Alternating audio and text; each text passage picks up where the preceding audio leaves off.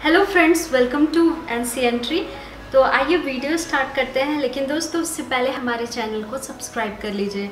अगर ये वीडियो आप फेसबुक पे देख रहे हैं तो फेसबुक पेज को भी लाइक कीजिए और इंस्टाग्राम पे फॉलो कीजिए और बेल आइकन जरूर प्रेस कीजिएगा। तो आइए वीडियो स्टार्ट करते हैं। राधे राधे, जय श्री कृष्णा। थैंक यू दोस्तों।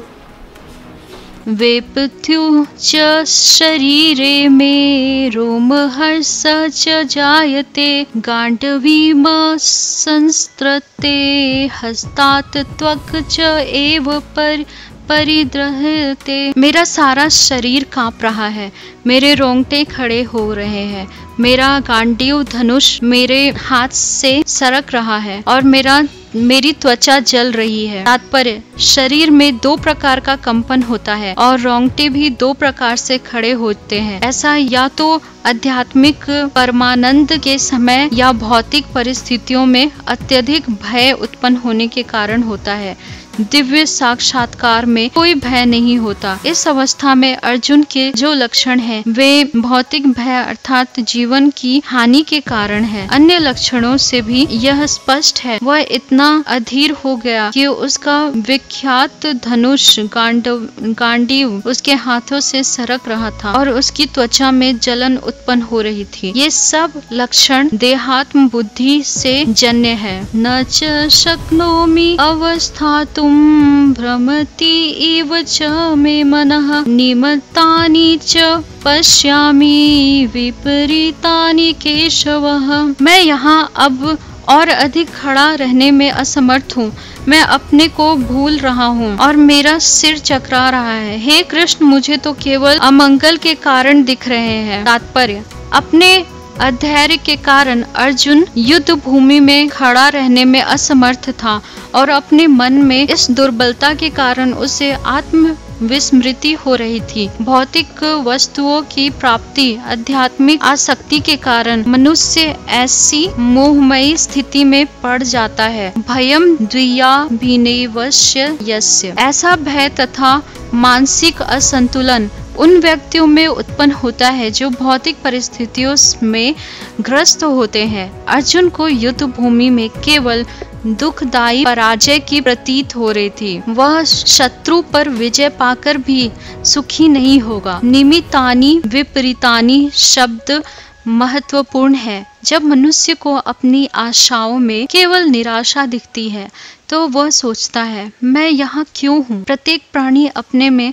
तथा अपने स्वार्थ में रुचि रखता है, किसी की भी परमात्मा में रुचि नहीं होती। कृष्ण की इच्छा से अर्जुन अपने स्वार्थ के प्रति अज्ञान दिखा रहा है। मनुष्य का वास्तविक स्वार्थ तो विष्णु के कृष्ण में निहित है। बुद्ध जीवी इसे भूल जाता है, इसलिए इसे भौतिक कष्ट उठाना पड़ता है।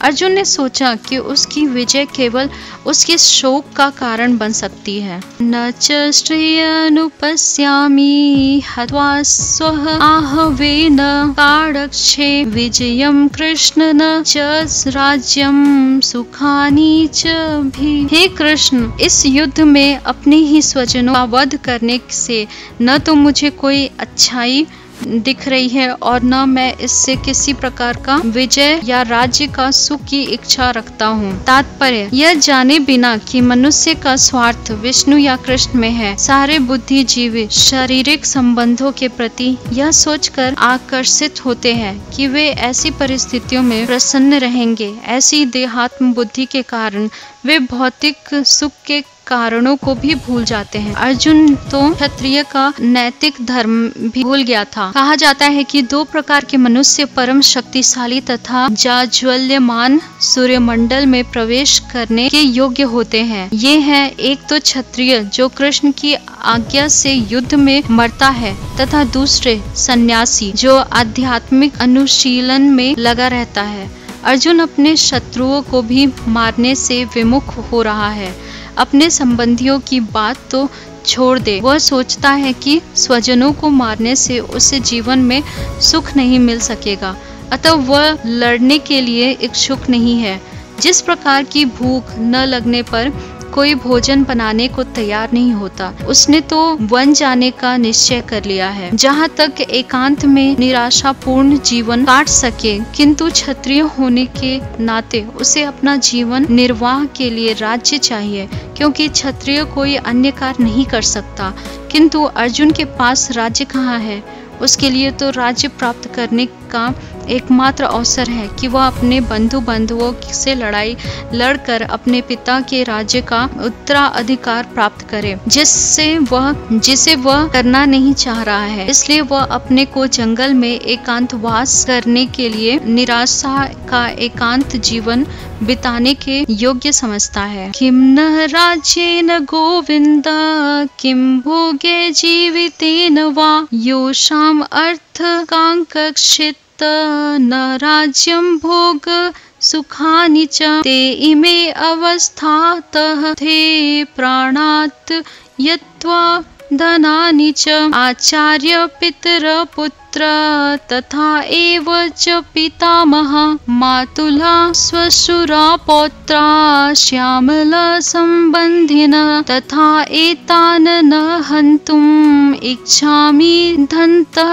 अपि मधुसूदन अपि त्रैलोक्य राजस्य हेतु किमनु महि कृते निहित्य धृतराष्ट्रान् कापृत स्यात् जनार्दन। हे गोविंद, हमें राज्य सुख अथवा इस जीवन में क्या लाभ, क्योंकि जिन सारे लोगों के लिए हम उन्हें चाहते हैं वे ही इस युद्ध भूमि में खड़े हैं। हे मधुसूदन, जब गुरुजन, पितृगण, पुत्रगण, पितामह, मामा, ससुर, पौत्रगण, साले तथा अन्य सारे संबंधी अपना अपना धन एवं प्राण देने के लिए तत्पर हैं और मेरे समक्ष खड़े हैं, तो फिर मैं इन सबको क्यों मारना चाहूँगा? भले ही वे मुझे क्यों न मार डाले।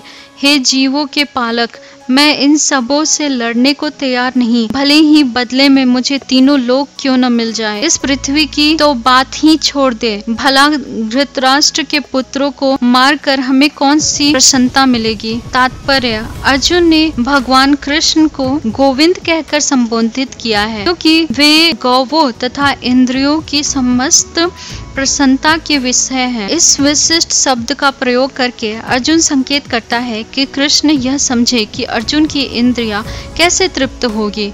किंतु गोविंद हमारी इंद्रियों को तुष्ट करने के लिए नहीं है। हाँ, यदि हम गोविंद की इंद्रियों को तुष्ट करने का प्रयास करते हैं तो हमारी इंद्रियां स्वतः तुष्ट होती है। भौतिक दृष्टि से प्रत्येक व्यक्ति अपनी इंद्रियों को तुष्ट करना चाहता है और चाहता है कि ईश्वर उसके आज्ञा पालक की तरह काम करे, किंतु ईश्वर उनकी तृप्ति ही तक करते हैं जितनी कि वे पात्र होता है, उस हद तक नहीं जितना वे सोचता है। किंतु जब कोई इसके विपरीत मार्ग ग्रहण करता है, अर्थात जब वह अपनी इंद्रियों की तृप्ति की चिंता न करके गोविंद की इंद्रिय की तुष्टि करने का प्रयास करता है, तो गोविंद की कृपा से जीव की सारी इच्छाएं पूर्ण हो जाती हैं। यहाँ पर जाति तथा कुटुंबियों के प्रति अर्जुन का प्रगाढ़ स्नेह आंशिक रूप से इन सब के प्रति उसकी स्वाभाविक करुणा के कारण है। अतः वह युद्ध करने के लिए तैयार नहीं है। हर व्यक्ति अपने वैभव का प्रदर्शन अपने मित्रों तथा परिजनों के समक्ष करना चाहता है, किंतु अर्जुन को भय है कि उसके सारे मित्र तथा परिजन युद्ध भूमि में मारे जाएंगे और वह विजय के पश्चात उनके साथ अपने वैभव का उपयोग नहीं कर सकेगा। भौतिक जीवन का यह सामान्य लेखा जोखा है, किंतु आध्यात्मिक जीवन इससे सर्वथा भिन्न होता है, चूँकि भक्त भगवान की इच्छाओं की पूर्ति करना चाहता है। अतः भगवान इच्छा होने पर वह भगवान की सेवा के लिए सारे ऐश्वर्य स्वीकार कर सकता है, किंतु यदि भगवत इच्छा न हो तो वह एक पैसा भी ग्रहण नहीं कर सकता।